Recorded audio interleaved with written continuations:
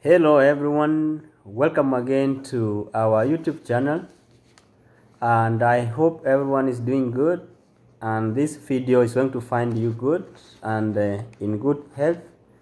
We are also doing very fine from this side of the United States. In this video, I want us to share with you an interview experience from a family that went for the interview in Nairobi Embassy, Kenya. Actually, some few weeks ago, it was last month, and this person or this family happens to be a member of this group here. We have been talking to this family right from the time they received their second notification letter up to now. We are in touch, and that's why they offered to share their experience, and I hope their experience is going to motivate some of us in this group again. So this guy requested me to share their experience at the embassy, and this is how it goes. I'm going to, because she sent me a message direct, typed, so I decided to print it, and I'm going to read on how the interview went. So stay tuned, be with me, watch this up to the end, and if you happen to be new here, please consider subscribing to this channel, and I guess you may not miss something to learn from this interview experience. I'm so excited because the visa was given, and they are soon coming to the United States. This is how the interview went. So, hi, I hope this finds you well. I know I said I would share my experience later, but it may take long, and my experience might help or encourage someone. That is how this lady started the conversation. This is my entire DV journey. I'm married with 2 kids. Submitted my DS-260 form on 24th July 2023. I unlocked mine on 3rd August 2023. I unlocked all of the other DS-260 form for my spouse and my 2 kids on 17th November 2023. So you can see this lady did unlock the DS-260 forms twice. The first one was a DS-260 form, which was on 24th July 2023, which was on 3rd August, and on 17th November, she unlocked the DS-260 form for the husband and the 2 kids. Let's continue. 2NL was sent on 14th December 2023. Registered our interview, but only mine went through. So this lady, when she was registering the interview date with the embassy in Nairobi, she had problems. It only accepted her name as the principal applicant, but it never accepted these other derivatives. She called me. I advised her to call direct the embassy. So it's only mine that went through. So I called the embassy as you advised me, and they added my 3 derivatives. That's very good. Booked for medicals. Again, appointment sheet came with my name only. So the problem continues to appointment or booking for the medicals. So she again called me asking what to do. So I also advised her to call IOM direct, and they do the appointment or booking for her. So this is how it went. Booked for the medicals again. Appointment sheet came with my name only, with wrong date and the time. I had to call IOM as you advised, and they did the booking for me.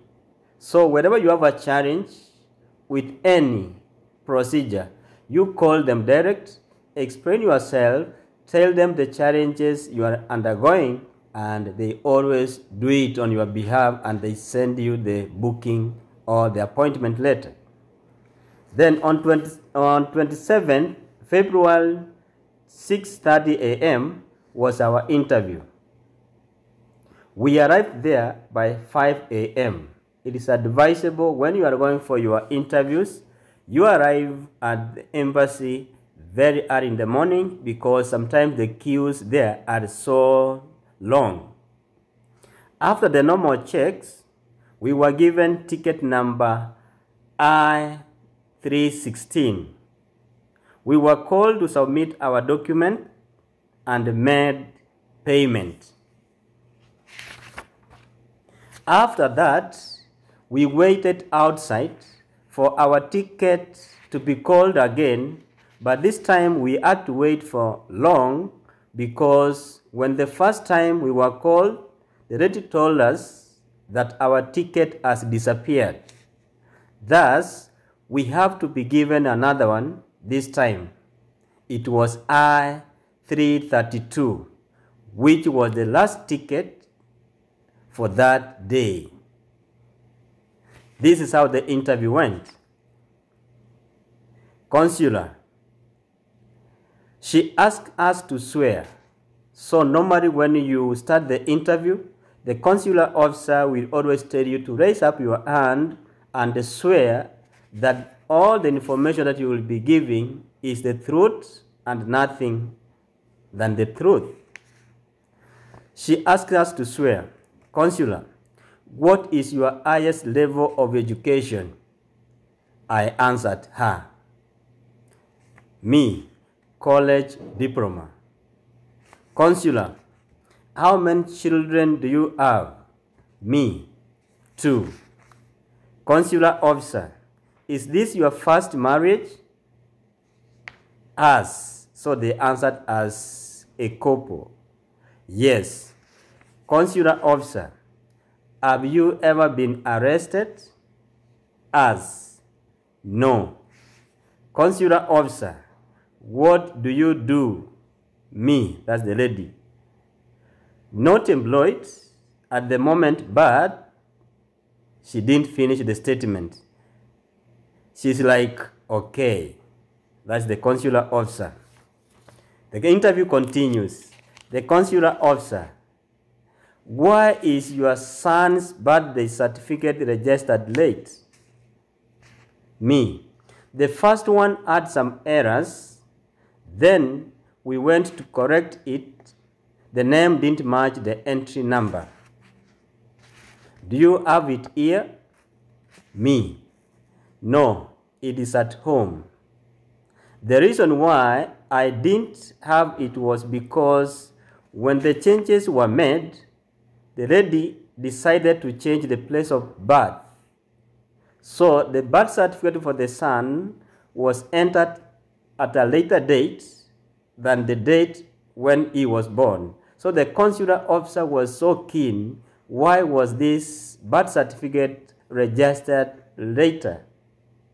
And then this lady, or our interviewer, was the interviewee, the lady who went for the interview, was able to explain why the dates differed from the initial one, that it was because of the error.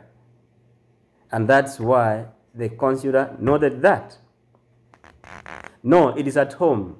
The reason why I didn't have it was because when the changes were made, the lady who did the changes decided to change place of birth.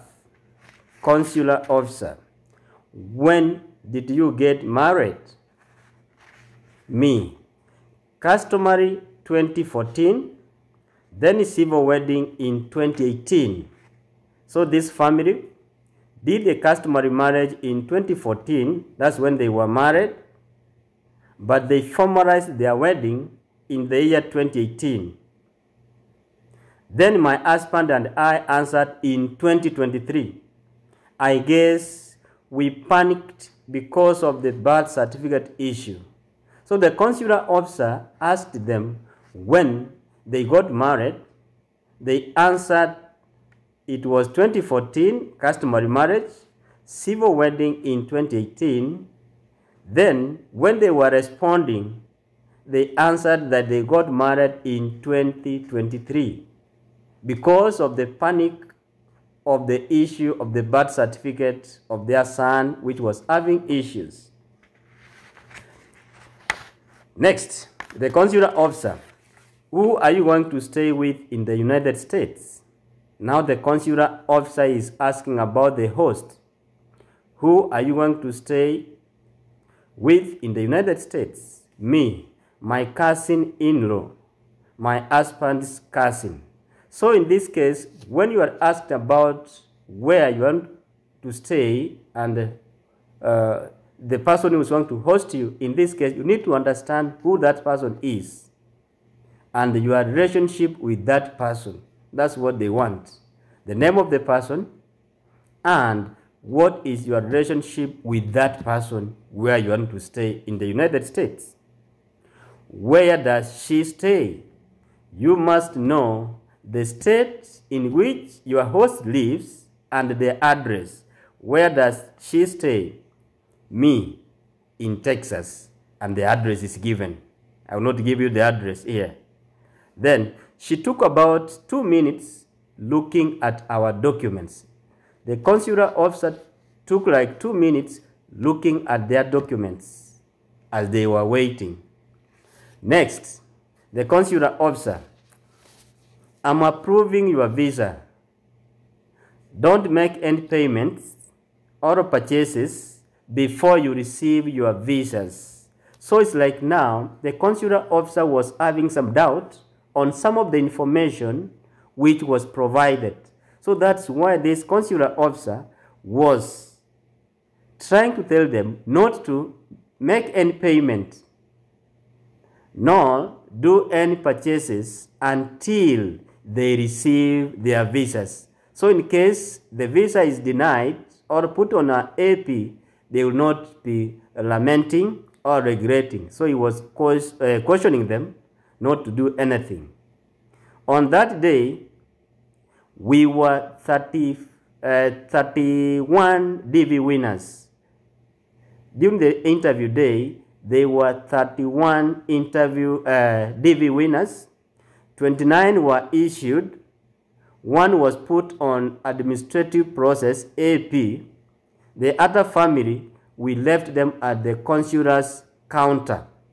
So out of 31 DV winners who attended the interview that day, 29 were given visas. 1 was put on administrative process and the other one was still having interview at the consular's counter.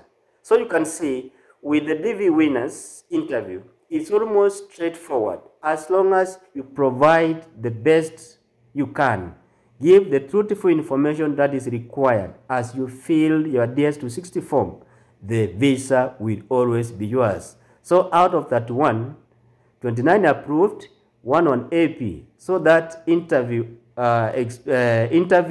for that day is like 95% or more than 95% of visas were given out Nairobi Embassy for that day.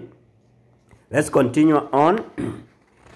A day after the interview, so now they have gone through the interview, they have gone home.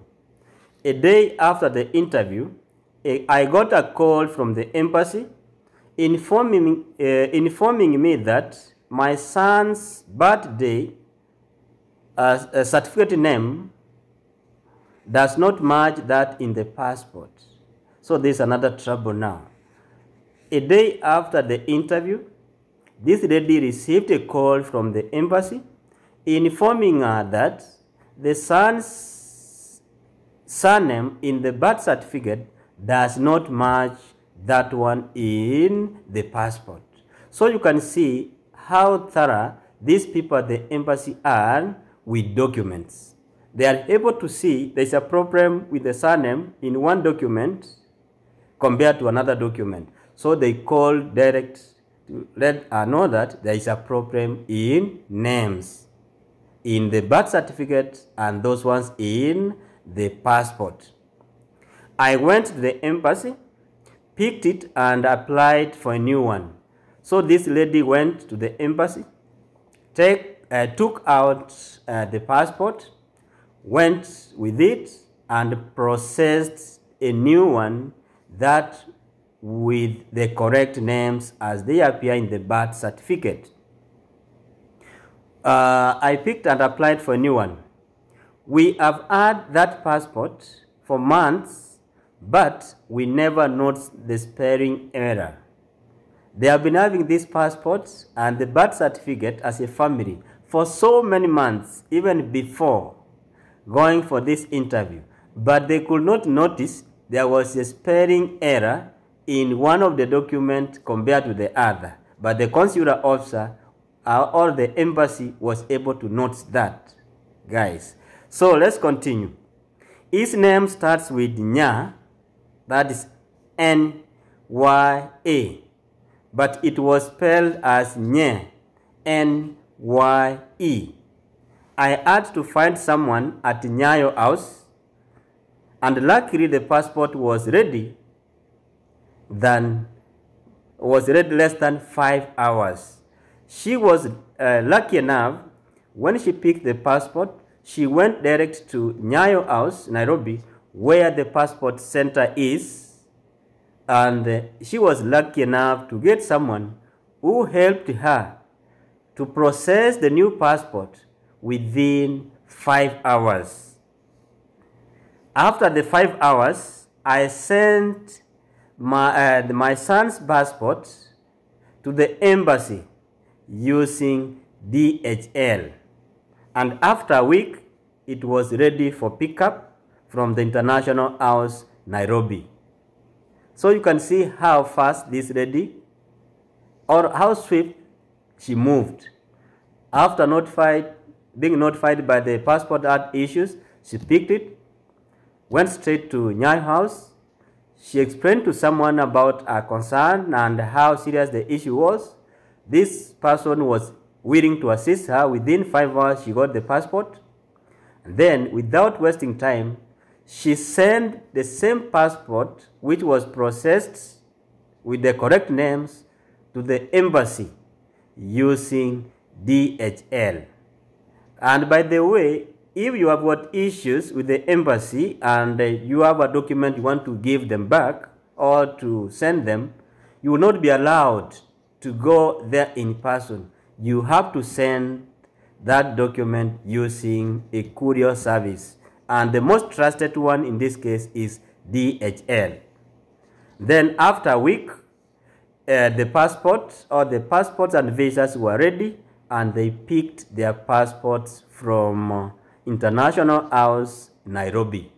So that's what happened with these people, and that's how the interview went. Later on, this lady also sent an attached document here saying that, Daniel, I left out some question. Also, the consular officer had asked us this question, even though I had forgotten to capture it in the interview experience. Consular officer, have you ever been denied a US visa before? Me, yes, and in the year 2013. So this lady was denied a US visa in the year 2013. So the consular officer knows that you have been denied a visa, because when you fill your DS-260 form, there is a section they always ask you that, have you ever been denied a US visa before? You say yes. Then you say which year and what was the reason of denial. So in this case, the consular officer asked what happened. So the consular officer wants to know that in the year 2013, this lady was denied a US visa, so she wants to know what had happened. But in this case, the consular officer knows everything what had happened, because when your visa is denied, the reason of denial is typed in the computer and it is kept there. Anytime you go for any visa, they always look at that. So this me now, the lady answering the consular officer, was denied the US visa under section 214B. The reason why I shared this is to encourage someone that God's time is always the best, and whatever He had planned for you will never pass you. This is an encouragement from her. Like in my case, I could have missed my 2NL or see it very late because it was sent on 14th December 2023. And I checked my emails every day using my phone. They only showed the latest emails. So the email for the interview or 2NL was sent on December 14th, 2023, but she could not see the email. The phone kept on showing the newest, all the latest emails, not showing the previous ones. So in this case, let me continue. My emails, I kept on checking my emails every day using my phone. They only showed the latest email I received from my sister-in-law on 13th December. So on 29th, my phone stopped charging. And since I was in the village, I used my Mulikamwizi. She was in the village, and the smartphone she was using stopped charging. So she went on now using Mulikamwizi, and that's why she could not be able to find the email, I guess. So that I could just use the remaining battery to check my emails until I got back to Nairobi to repair the charging port. The following day, the same phone refuses to sense and touch.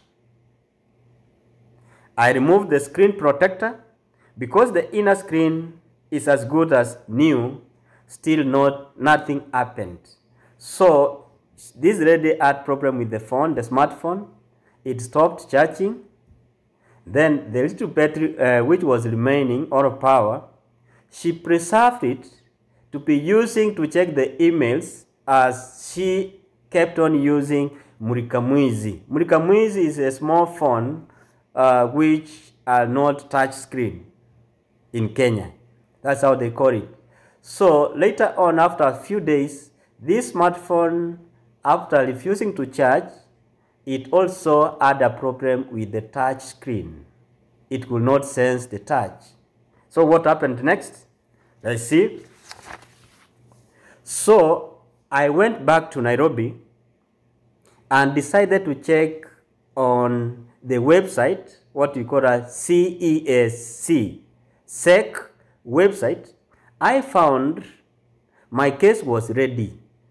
When she went to Nairobi, used the husband's phone, checked on the website, what you call the SEC website, where the initial entry, where you did your initial entry, you can check whether you have received your 2NL there. So she checked on the website and found that our case was ready. I used this phone to check my email. I got lots of email plus the one from KCC. So this is the time she could be able to find the email notification from KCC. At this time, I'm so tensed because the email was sent 3 weeks ago, but thank God our interview was scheduled like 10 weeks early because by the time I was checking, we had 7 weeks remaining to prepare. So for those waiting for 2NLs, can also check on the initial entrant page because you may miss that email.